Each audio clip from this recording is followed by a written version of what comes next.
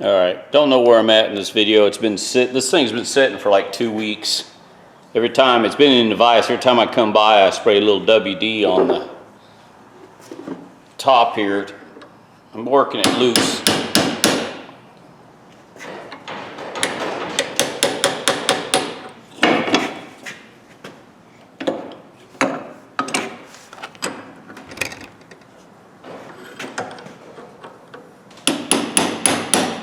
Probably not the best way to do this, but I couldn't think of another way.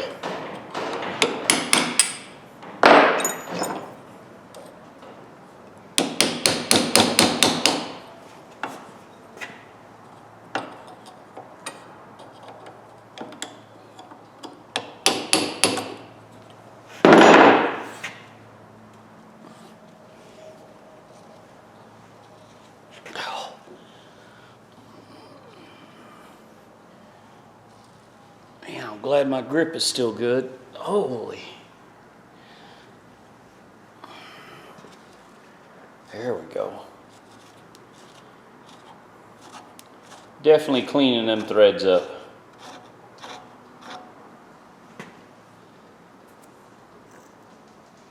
That's what I wanted.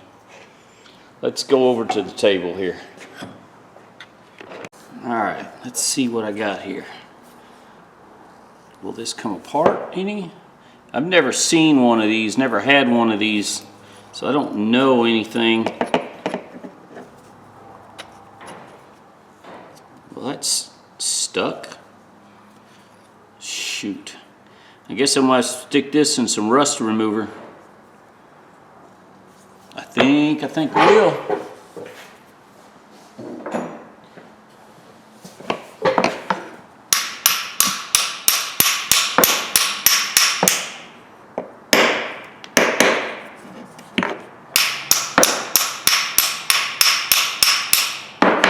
Knocking rust loose, I can see.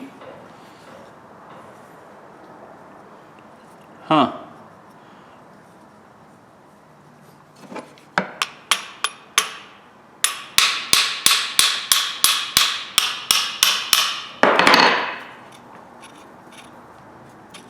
Well, got it turned a little bit.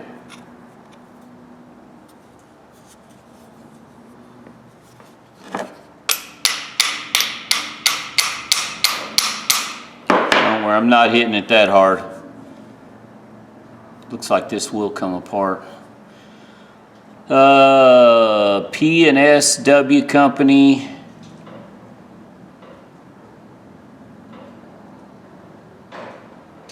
Not sure. I don't remember if I showed that in the very beginning or not.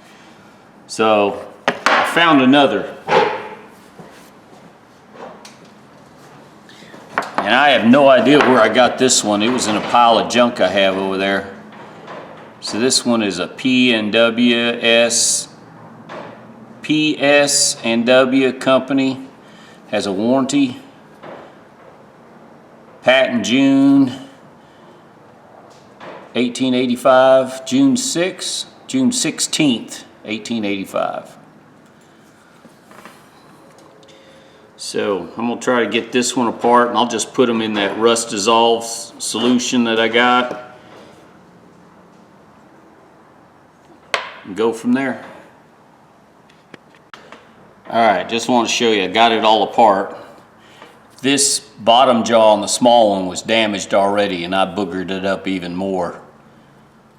But I want to try to make these look nice, just because I can. And there was a little ledge or something right there. I had to use a Dremel so I could slide the body off the lower jaw. Anyways, these are rusted bad. They're all rusty shape. So I'm just going to go ahead and soak them in that homemade rust remover I got and get back to them next weekend and see what they look like. All right, ladies and gentlemen, I don't know where I'm at in this video. This has been sitting in here since, I don't know, 6 days ago. It's in that rust remover, that homemade rust remover. Seems to work pretty good. it leaves kind of like a black, oh, what do you call it? I don't know, if you touch it with your skin, it leaves black staining on your skin. Oh yeah, most of the rust has come off pretty good. I think I have 2. Yeah. Yeah, you can see that stuff just coming off. The rust is coming off. I have 2 of these old style. Wait a minute. I got 3 things in here. Yeah, it looks like the rust is, but it's real loose. See how it's just coming off? Yeah, it's all broke down. So I'm gonna take these outside, rinse these off. I've got a water hose right outside. And I have a crescent wrench in here too. So we gather all these parts that I want to go rinse off. I think I got everything I need right here.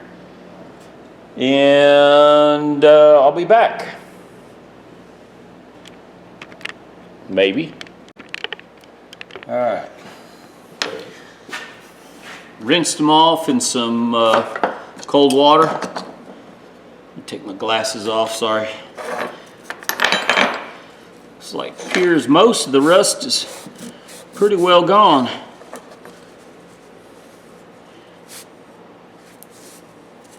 Yeah, these things are used. A little bit abused, a little used. Need to take them over to the wire wheel. Finish cleaning them up with the wire. Probably gonna have to use a little file. Most people wouldn't use any of these old wrenches like this. I just like the design. Plus they're over 100 years old. Probably 100, 120, maybe 130 years old.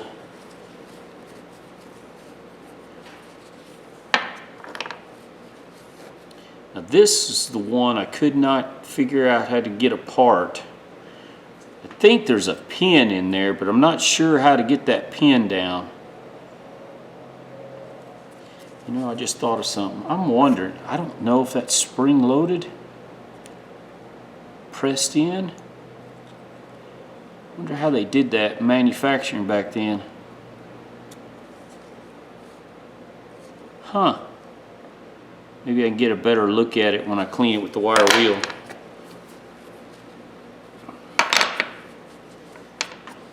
That homemade rust remover works very, very good.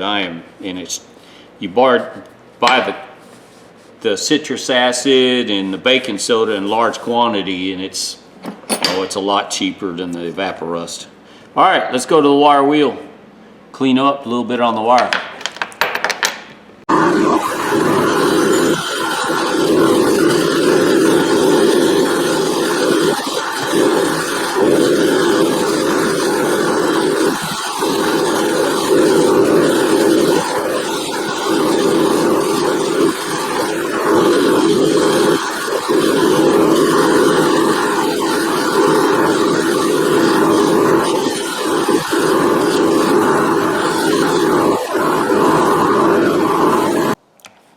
What I'm going to do now, I cut the end off of one of these cheap Harbor Freight little brushes just to clean the inside, brush the insides out.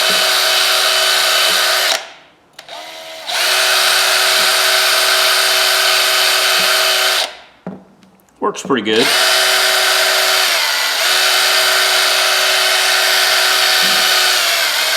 What I'm going to do is blue these pieces.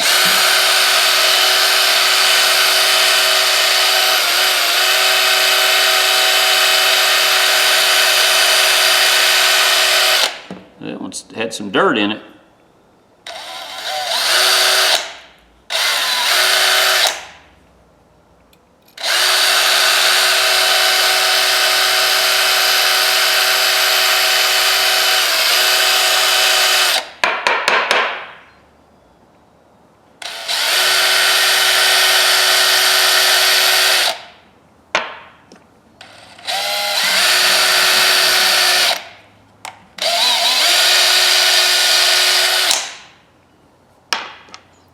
this one will work.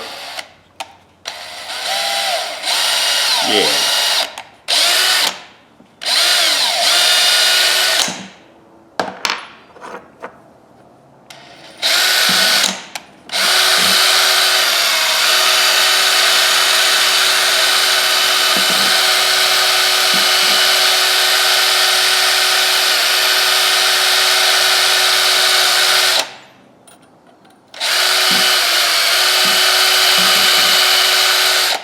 May have to use a little Dremel down in there, just because I can see the rust in there.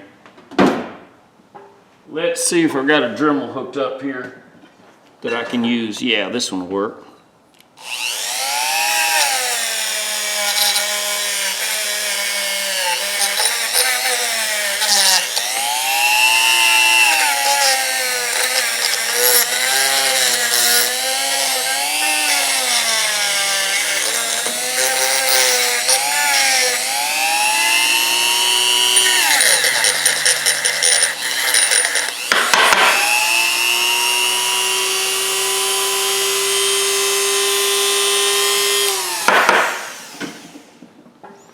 All right, now I need to work on getting these spots.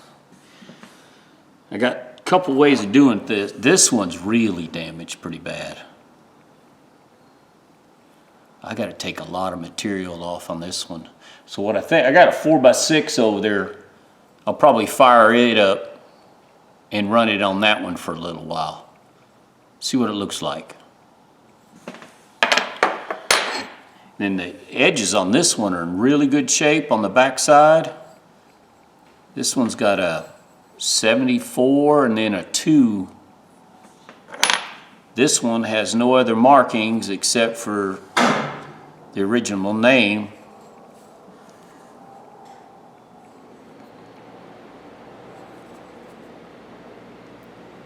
I think this one's older. This one was used as the hammer quite a bit. The back of it's been beat up a little bit. I don't know how well I can fix that. All right, let's go to the 4x6. Okay, what I mean by 4x6, it's got a 4-inch belt, 6-inch disc. Yes, I know somebody's gonna say it's not. I don't care, that's what I call it. I call it what I want. So, I'm gonna lay these flat and try to get a lot of that material off. And I don't know what grit this is. I think it's a 220 belt. Either way, it doesn't matter. It's going to work for what I want.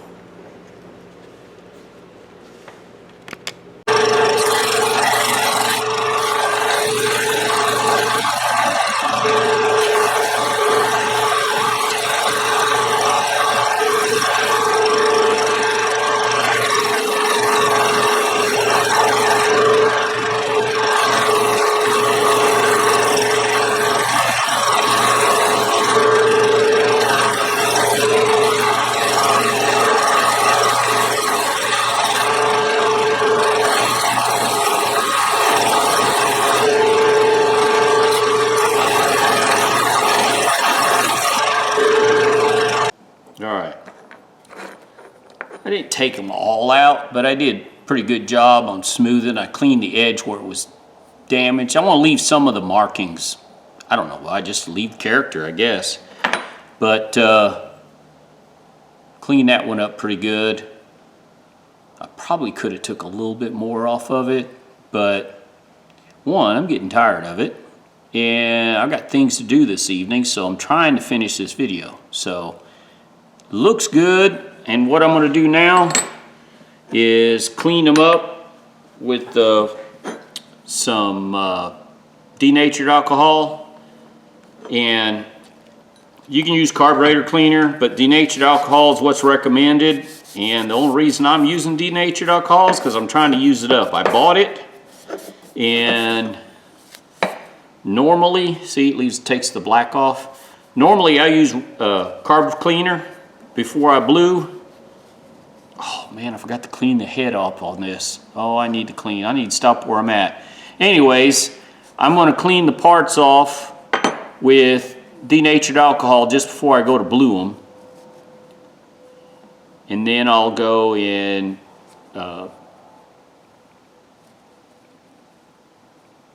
clean them off, blue them, and then use steel wool on them, and parts of it I'll use a brass brush, and that takes the uneven coloring out, makes it look decent. You'll see, I'll show you. And there's a black spot right there. Probably I'll use a Dremel on that. Anyways, let me finish this cleaning, and then we'll come back to bluing them. And like I said, denatured alcohol gets rid of oils, dirt, impurities. It just makes the bluing take better. So anyways, let me finish this up, and then we'll come back and blue it. All right, ladies and gentlemen, I'm going to blue all the parts now. I'm using this bluing. I like it. It's cold bluing. I do have another type of bluing. This you have to rinse after you blue it.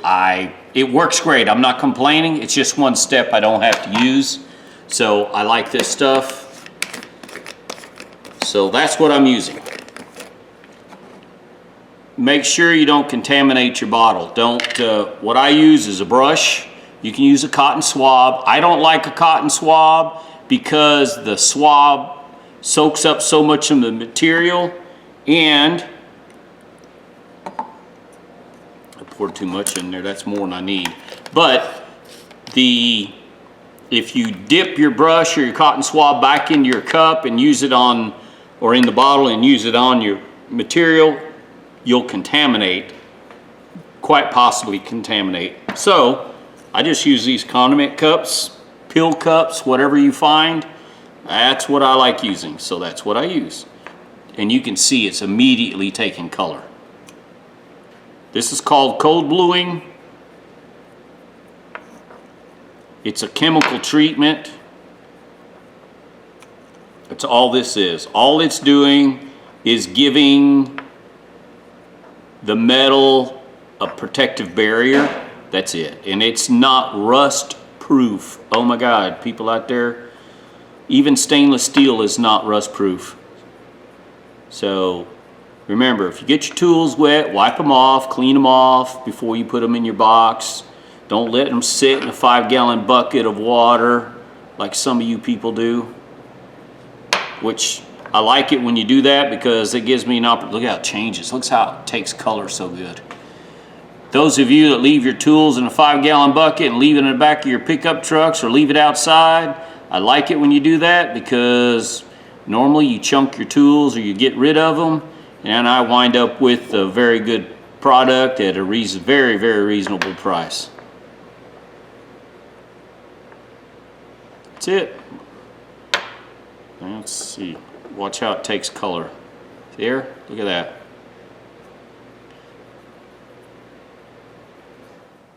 Remember, it's a barrier.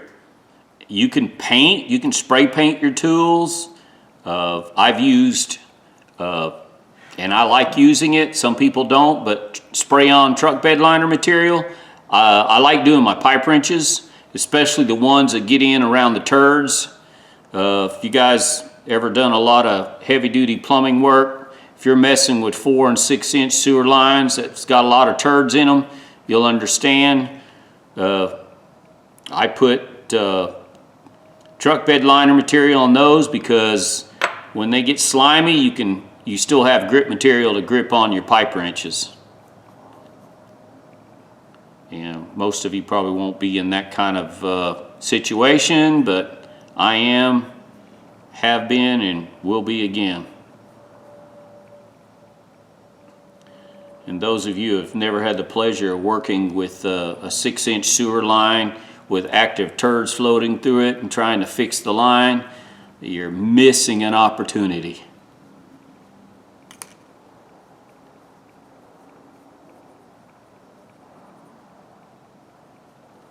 Okay, taking color. And then I'm going to stop right here. I'm not going to do the rest because I don't want to let this set too long. And the reason you don't want to let it set too long is that it has a 60-second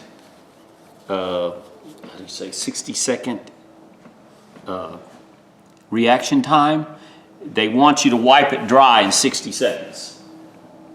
The problem I have with that, some of these areas it's hard to dry off, so what I'll do is I'll just take a towel, dry towel, clean dry towel, wipe them off. Move this out of the way so I don't get it dirty. Now you can see I missed a couple spots, look at that. So I'm just going to go ahead and touch them up real quick while I dry these others off. I'm only going to put one coat. Holy smokes, did I miss? I sure did. I missed a spot on this one. When you dry them off, you see spots you missed.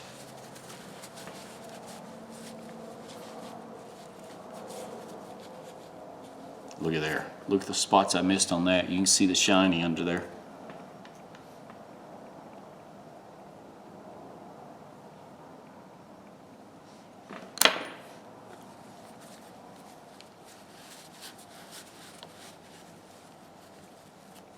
Just wipe dry. You're supposed to do it in one pass. It's kind of hard to do when you're working like this.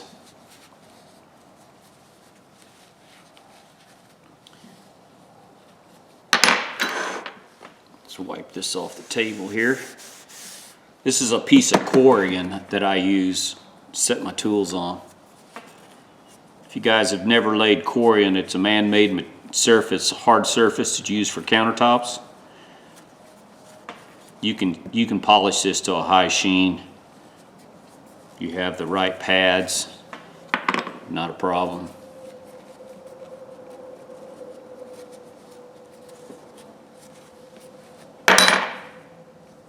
All right, now just jump to a piece of, see how uneven and blotchy it looks. Just take a piece of steel wool. I'm using 3/0. You can use 4/0, 3/0. And just lightly give it a nice little brush, polish, whatever you want to call it. See how it shines up real quick?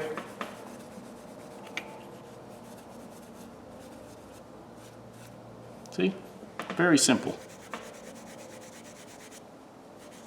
That's it. You just lightly touch it like that, and it polishes up. See? Compare the two. Look. Now, just lightly polish. Don't let this sit very long either. If you let it sit very long, it does not come off very well. It'll stay a dull, yucky color.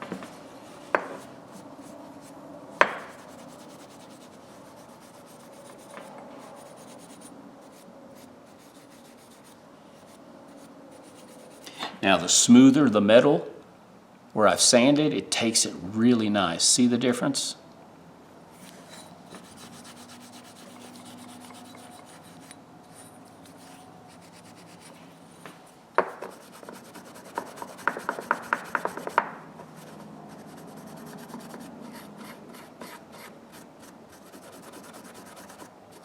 Now, see that? Look at that.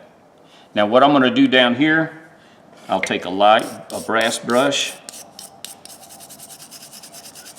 and just lightly touch it where I can't, in the grooves where I can't really get the steel wool in there. All right, now see the discoloration? See how that's all uneven color? See the threads? Watch. You don't have to do much. Little brass brush, just lightly hit it.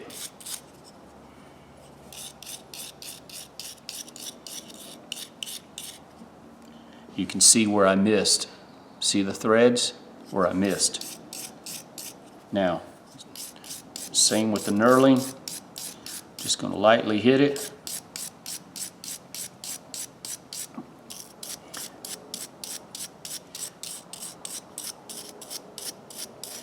All right, see I missed a spot there, and then you can see where inside the threads where I missed. I hope that's coming up on camera. But that's all you need to do. On parts that you can't get the steel wool really, Just use a little brass brush and just hit it lightly. There's not a lot of touching, a lot of things you have to do.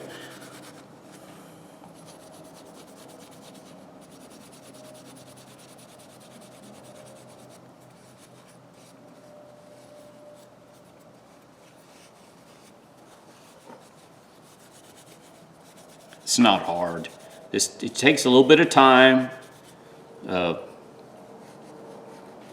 You can put, I've done 3 coats of bluing. Usually I can't tell much of a difference. It's where I miss spots is where I notice it.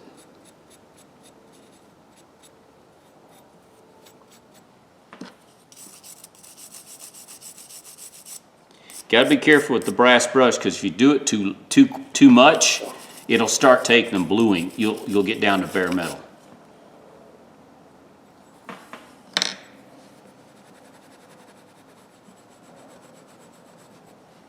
There you go.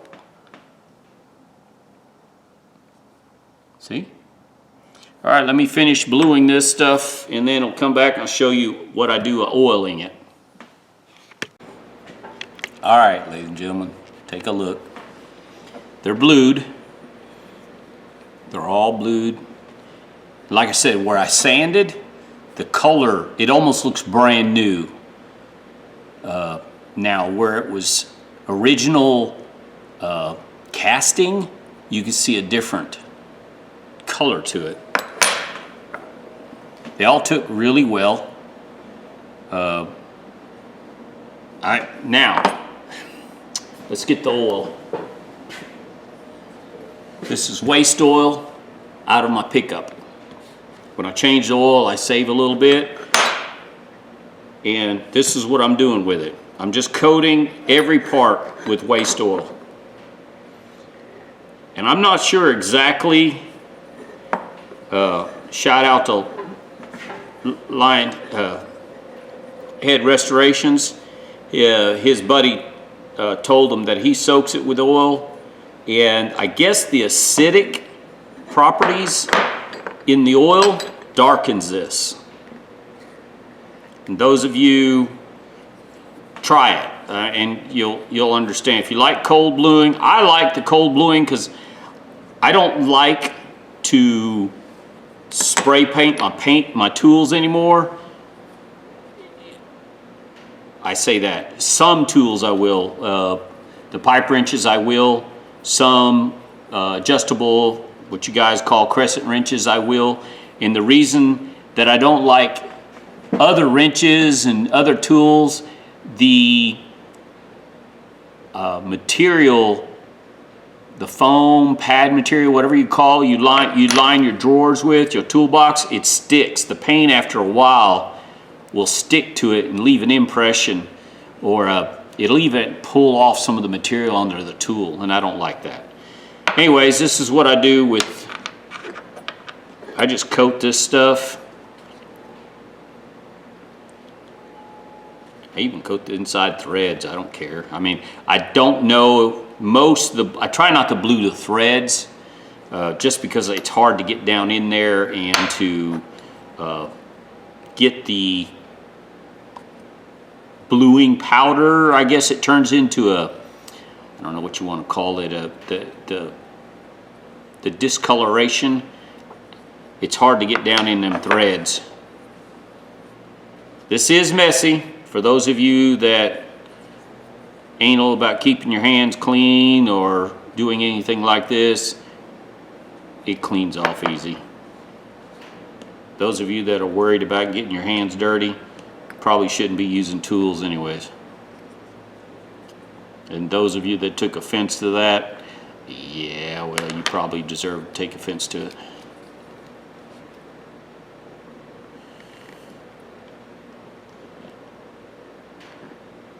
My wife was a scrub tech in first assistant in surgery, and their tools, they use stainless steel tools, hammers, chisels, things like that on bone.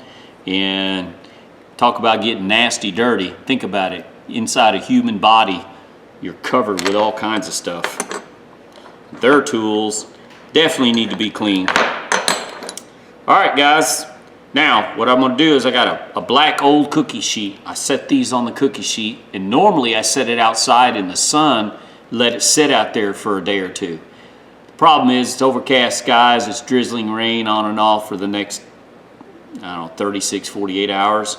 So I'm gonna set these up by my heater in my shop, and it's 55 degrees outside, and to me that's cold. So I don't like cold temperatures.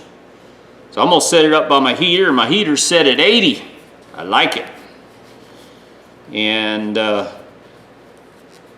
just let it sit there and evaporate and dry, and whatever oil's left on them, I will wipe them off and go from there. I'll be back.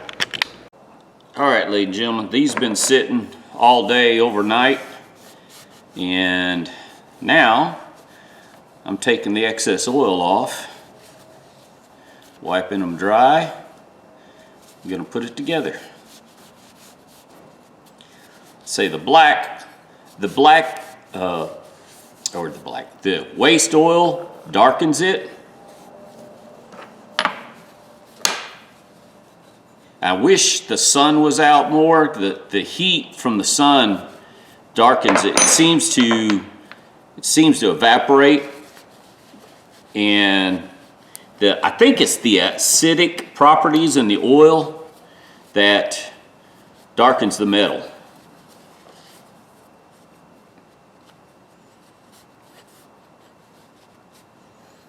See?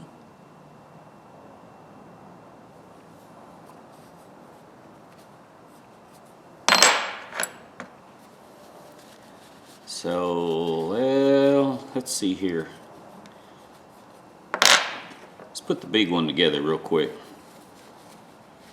I think the big one, yeah. You wipe the oil off because you don't want it slippery and nasty in your hand.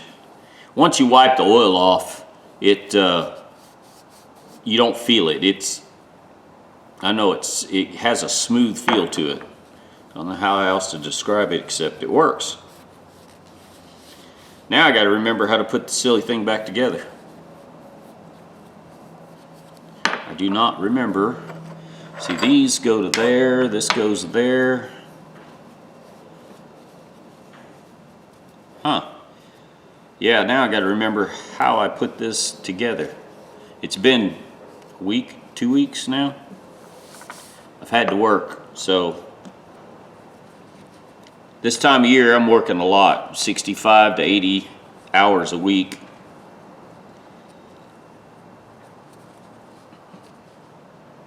Poor boy has poor ways, ladies and gentlemen. I like eating steak, so I have to work to eat my steak. Okay. Oh, that's a lot smoother than it was before.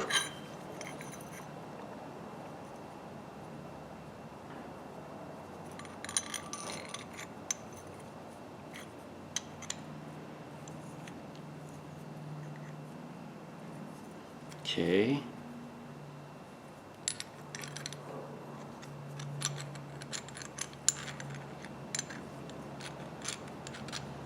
Hang on, ladies and gentlemen. I have no idea what I'm doing here.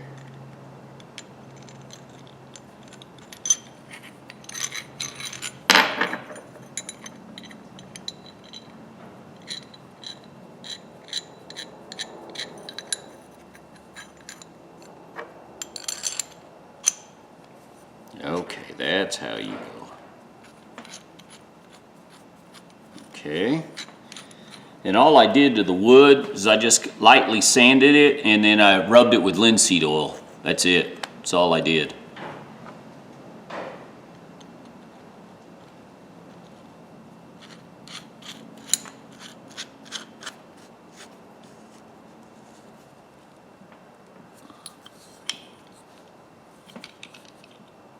Oh, if it wasn't in the hole. Oh, you cut it. Okay, there. I'm glad I didn't over tighten it. Come on, get back down, drop down, now go back in. Now, there.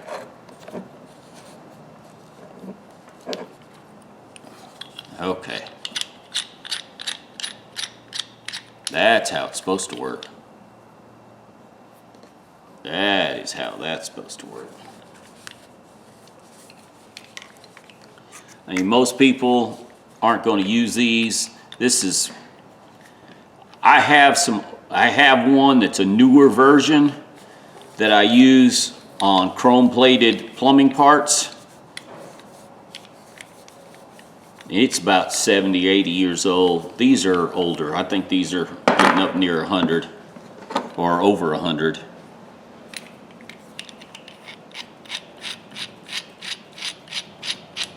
Oh yeah. I mean, that really and truly, I cleaned these for myself just because I wanted one.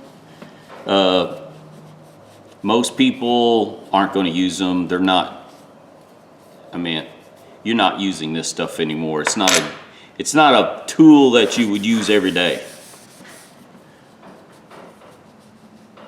But I've always wanted a nice one. It's hard to find a new one or good used condition. Usually it's beat up the way I found them. And most of you probably, this video probably you won't care for, but I think it's pretty cool. My tools, my rules anyways.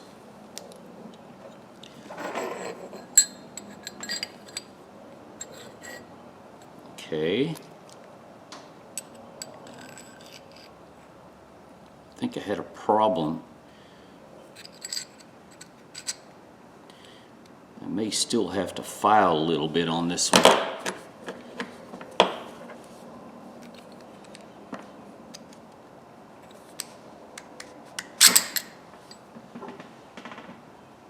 I may have to file a little bit on the inside there.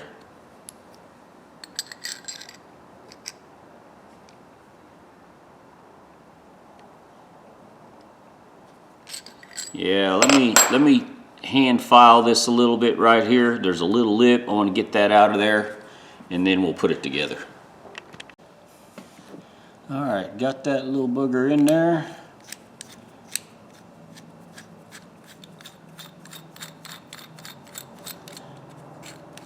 I got oil down inside the shaft down in there. Still left over, so I'm just, yeah, you can see a little bit of oil there. See right there? Oh, let's put the wood on.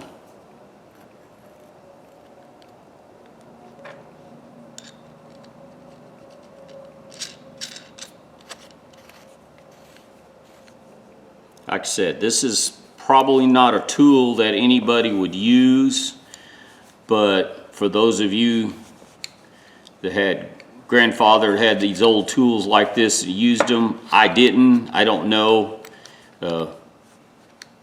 My grandfather was buried to death in a construction accident in gravel. He was buried under about, I don't know, 15, 20 tons of gravel in a pit.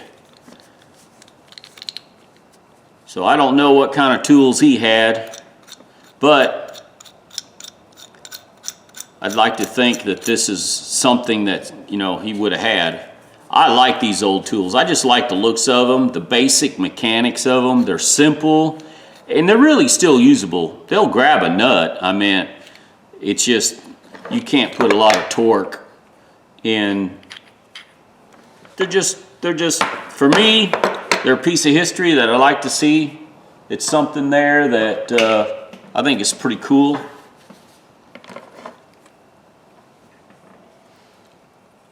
Nothing super fancy. What's it? Hang on, I'm gonna PS&W Company, Cleveland, USA. I mean, I didn't take all the dents and dings out of them. That wasn't, I just wanted them, like this one was really, it was this side, was really beat up and boogered up. I left a little, I could have took the rest of that out. I probably should have. But my tools, my rules. And this one's got a patent I think June 6th, June 16th, 1885. So, and this is PSW and Company. It's warranted. That's pretty cool. There you go, ladies and gentlemen. 2 old tools. I mean, pretty sure they're over 100 years old. They're still usable. I mean, they have a use, but it's very limited.